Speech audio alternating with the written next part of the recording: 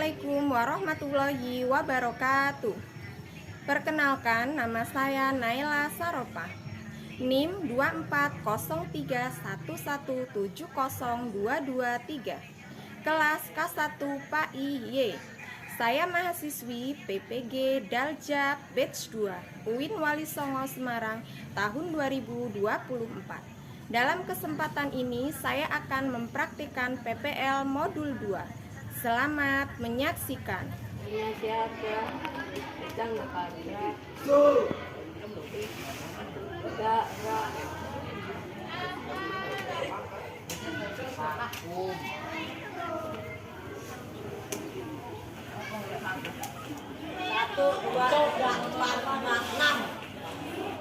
Assalamualaikum warahmatullahi wabarakatuh. Waalaikumsalam warahmatullahi wabarakatuh. Selamat pagi anak-anak.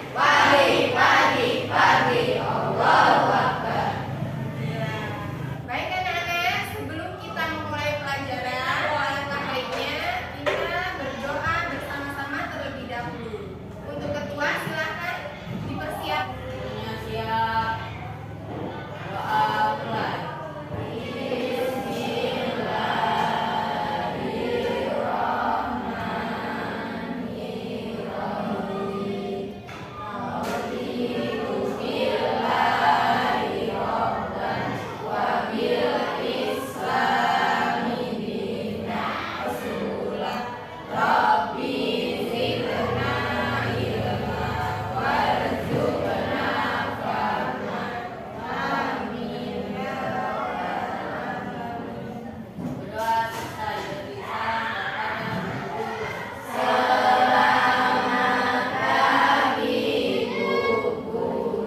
Oke, selamat pagi. Baik anak-anak, sebelum kita memulai pelajaran, kita menyanyikan lagu wajib dulu ya. Silakan.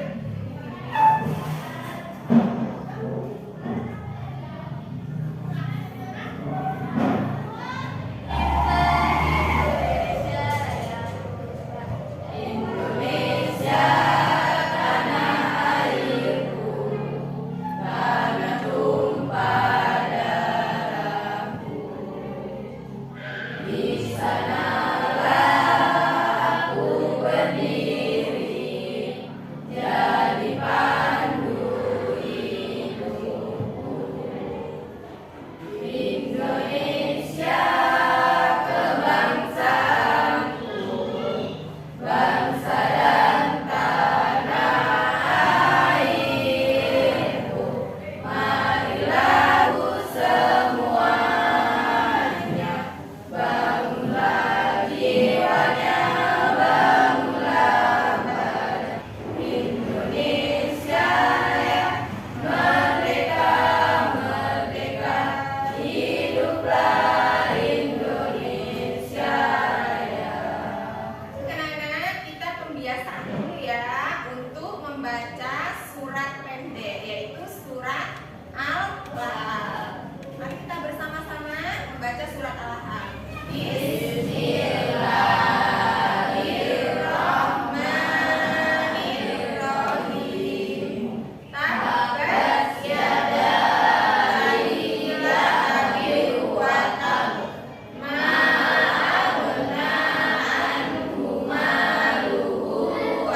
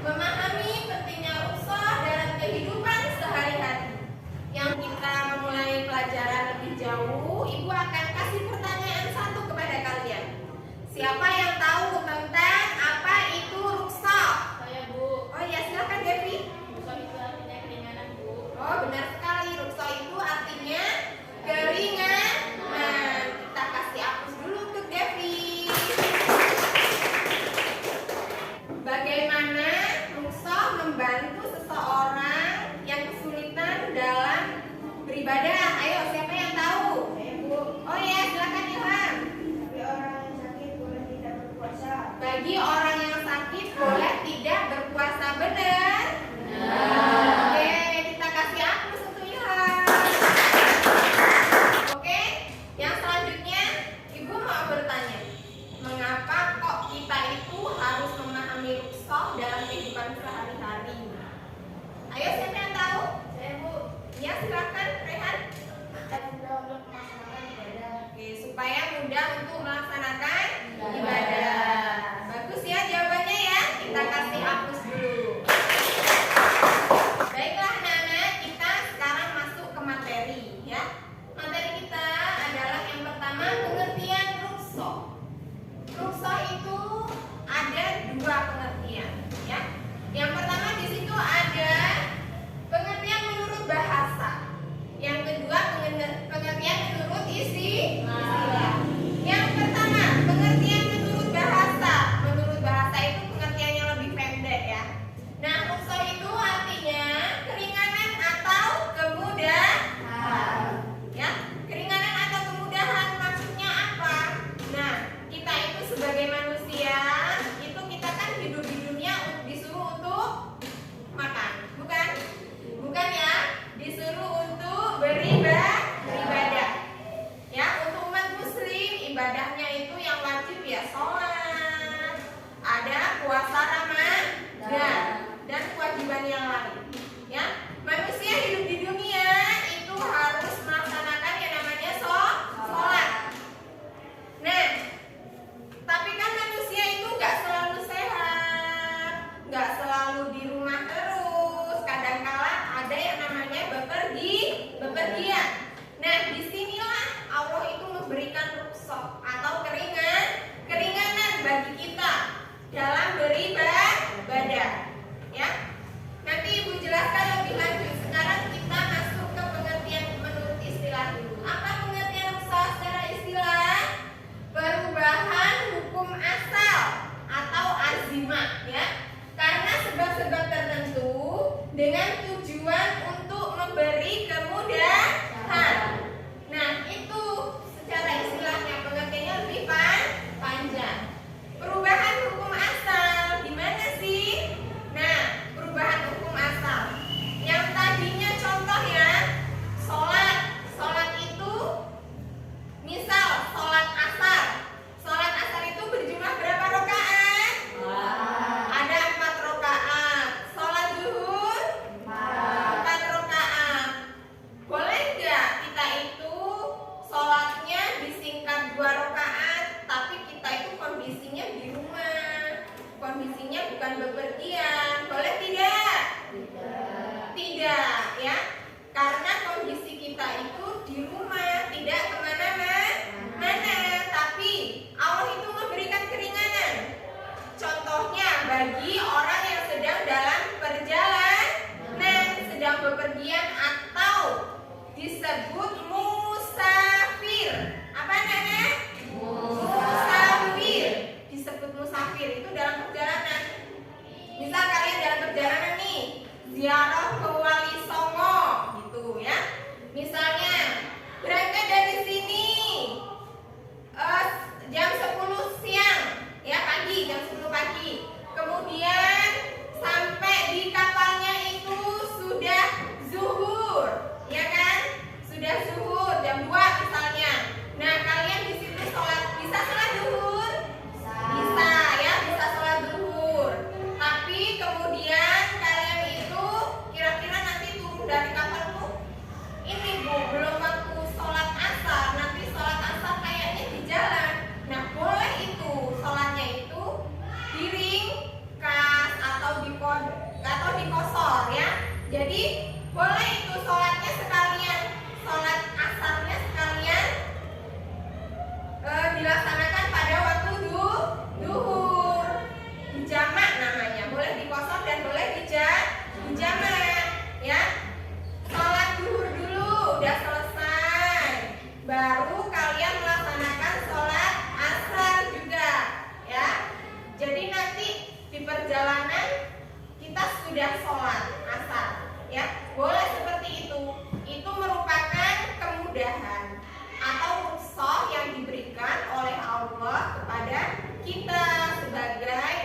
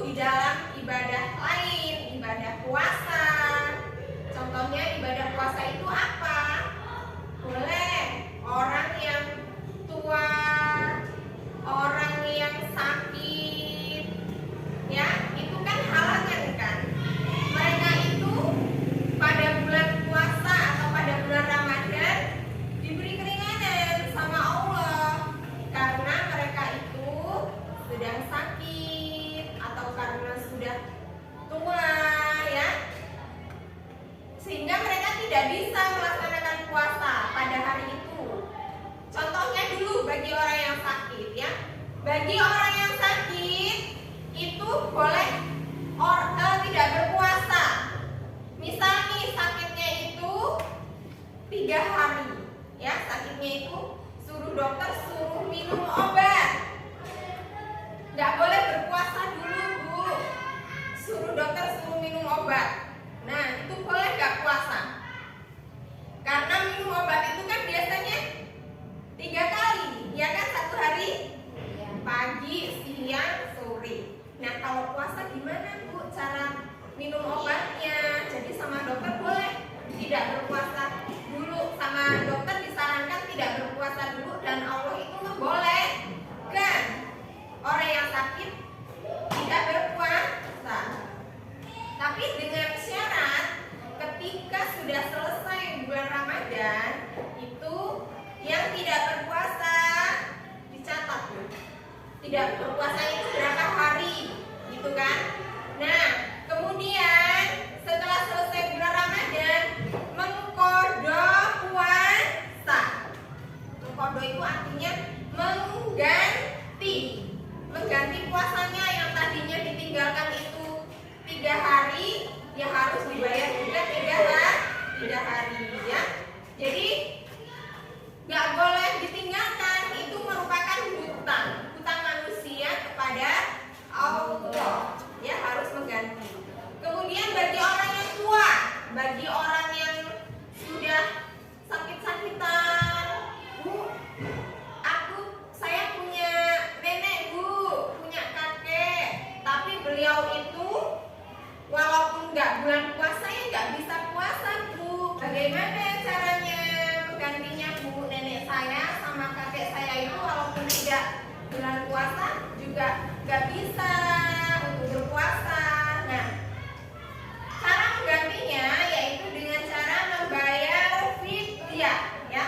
Membayar fidyah itu memberikan, kalau di tempat kita itu makanan pokoknya itu nasi, yang memberikan beras, ya, kepada fakir miskin atau orang-orang yang tidak mampu. Nah, itu menggantinya untuk orang atau untuk orang tua yang tidak bisa berpuasa lagi.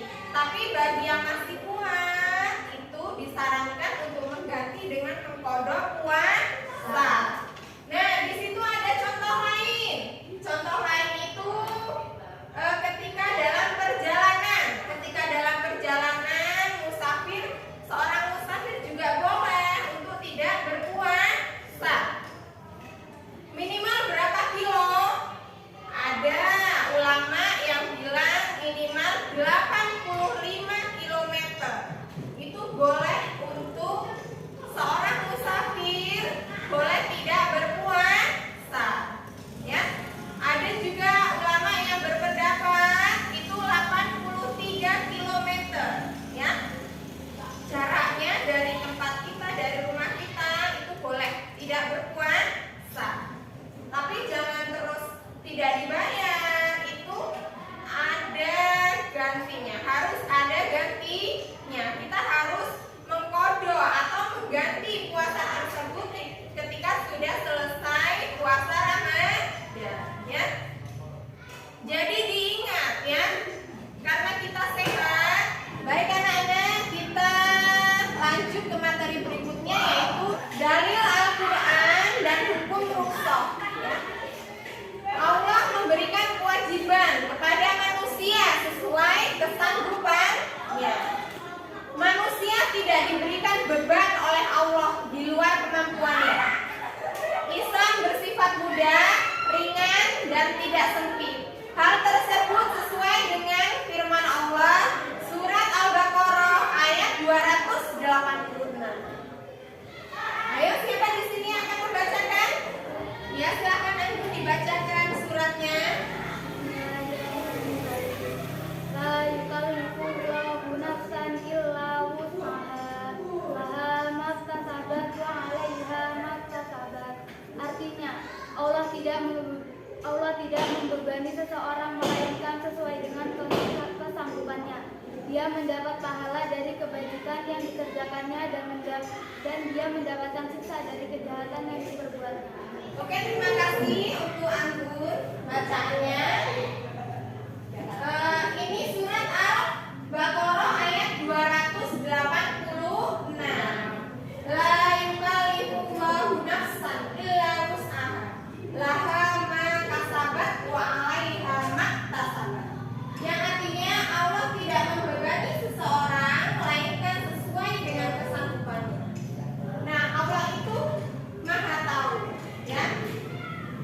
Maha tahu tentang umatnya. Umatnya itu lemah, ya, makhluk yang lemah. Jadi Allah itu memberikan kemudahan bagi hamba-hambanya dalam beribadah. Ini dijelaskan di dalam ayat Al-Qur'an. Suratnya jangan lupa ya, surat Al-Baqarah ayat 286. Kemudian contoh lain, wudu tapi nggak ada air, kemarau panjang. Gimana bu caranya? Caranya adalah dengan tayamum, mengganti dengan tanah atau debu yang suci. Paham ya anak-anak? Yang selanjutnya yaitu rukhsah dibagi menjadi beberapa bagian, ya.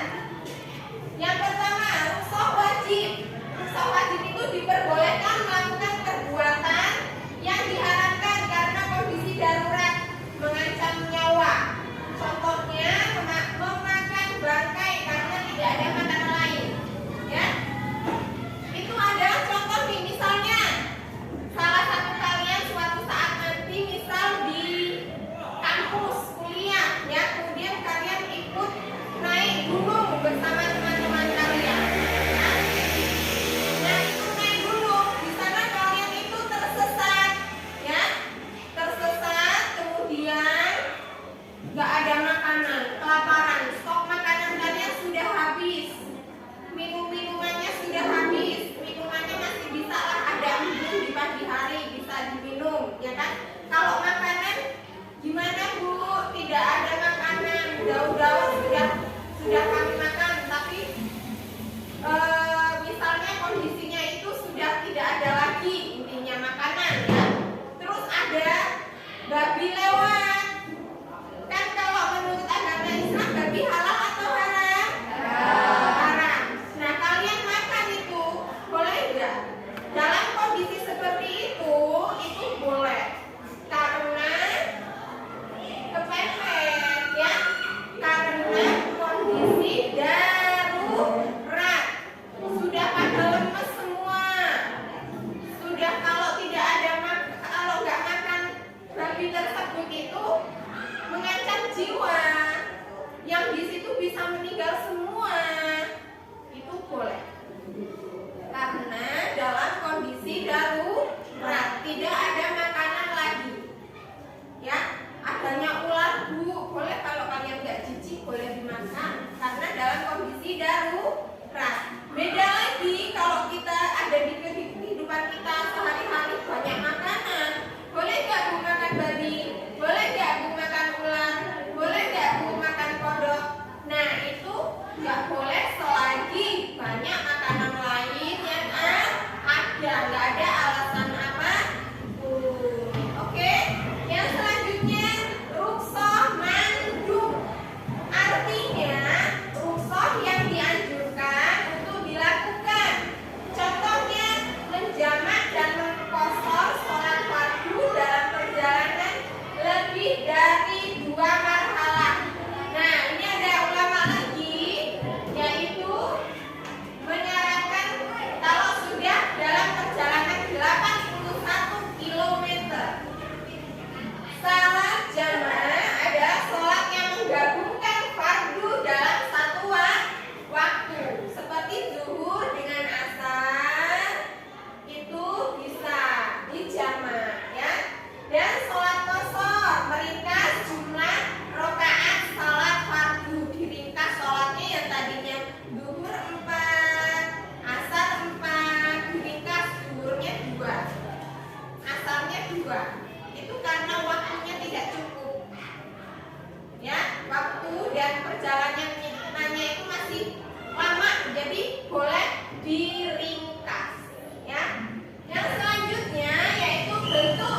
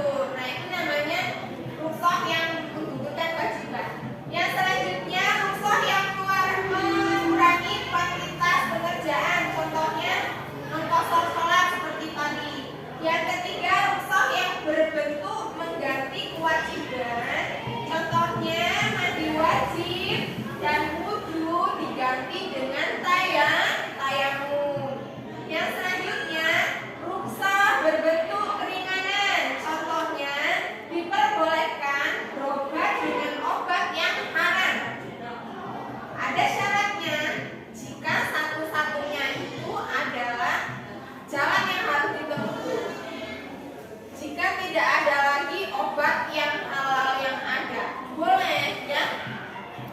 Bu, saya punya ibu, Bu, harus mengkonsumsi obat yang haram. Kalau enggak mengkonsumsi obat haram tersebut, ibu saya akan meninggal, Bu. Nah, itu kan mengancam jiwa, ya kan? Nah, itu diperbolehkan karena madorot, ya, mengancam jiwa. Baik, terima kasih anak-anak. Ibu sudah selesai menjelaskan tentang kemudahan dalam beribadah. Nah, sekarang kita akan membagi kelompok. Dibagi menjadi 3 kelompok. Kalian ibu kasih tugas hari ini untuk membuat video pembelajaran tentang contoh rukhsah dalam sholat, rukhsah dalam puasa. Yang ketiga adalah rukhsah dalam ibadah haji. Nah, sini kelompok 1 tugasnya adalah mencari contoh rukhsah dalam sholat. Kelompok 2 dapat tugas mencari contoh rukhsah dalam berpuasa. Kelompok 3 mendapatkan tugas mencari contoh rukhsah dalam ibadah haji. Baik anak-anak, kalian sekarang sudah terbagi kelompoknya menjadi kelompok 1, 2, dan 3. Sekarang silakan kalian berdiskusi dengan kelompoknya masing-masing untuk membuat video pembelajaran tentang rukhsah sesuai dengan tugasnya masing-masing.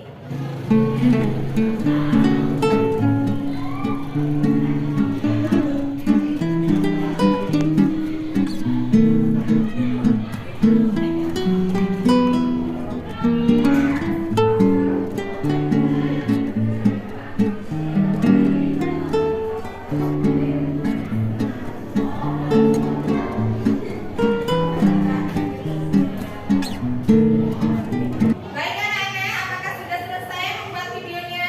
Sudah. Apakah kalian selesai membuat video tentang contoh rukhsah?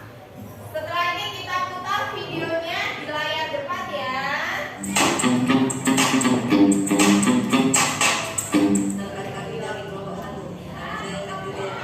Nama saya Ilham Zaki Pratama. Saya Rektor Kabian. Saya dari kelompok 1 akan menjelaskan surat kosong, yaitu sabit pertanyaan mengenai sholatnya dengan Al-Quran. Surat kedua ada surat surat takbir tidak boleh dikomunikasi. Oke, itu tadi video dari kelompok 1. Silakan di sini siapa yang akan menanggapi? Ya, Marlina silakan.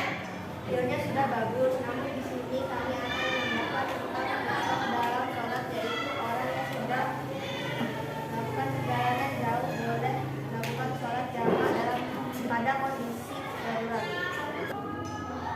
Oke, terima kasih kepada Latifah sudah menanggapi. Kita kasih hapus dulu. Sekarang video selanjutnya untuk kelompok 2.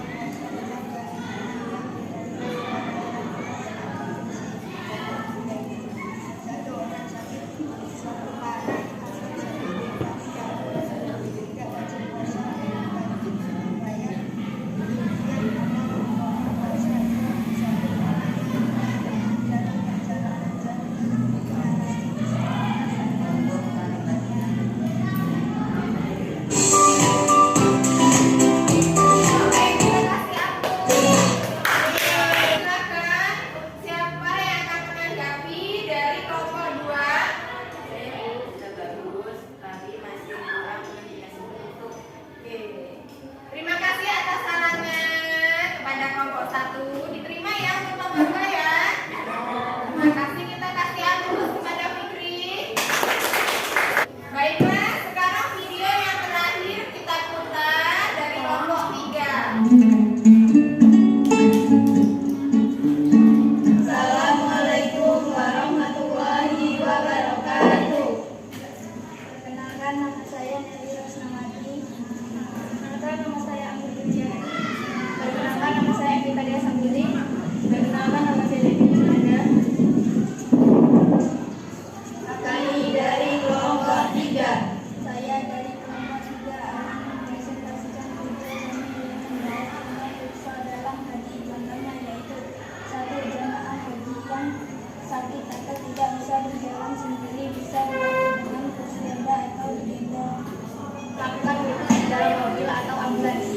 Supaya jamaah haji yang bisa dijaga dari terlambat sholat selama melaksanakan ibadah haji. Terima kasih. Wassalamualaikum warahmatullahi wabarakatuh. Oke, terima kasih untuk kelompok 3. Kita kasih aplaus dulu. Baiklah anak-anak, kita sudah menampilkan video hasil karya kelompok 1, 2, dan 3 ya. Dan kalian juga sudah menanggapi. Sekarang video-video tersebut jadikan bahan belajar kalian di rumah.